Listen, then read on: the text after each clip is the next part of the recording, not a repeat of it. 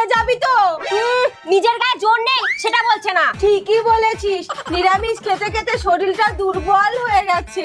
হ্যাঁ, আজকে সোমবার, কালকে মঙ্গলবার, পরশু পূর্ণিমা, পরের দিন লক্ষ্মীবার লেগেই আছে। শোন, আজকে মাংস খাবি? ঠিক আছে, আমি তোর দেওরকে আনতে বলছি। না, একদম না। আজকে শনিবার, কোনোভাবেই বাড়িতে যেন মাংস না আসে। পাট শাক আর আলু পটলের ঝোল হবে। জয় গুরু, জয় গুরু।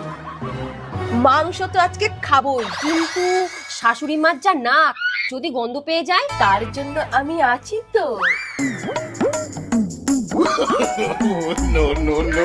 ও কি সেন দিচ্ছ কেন?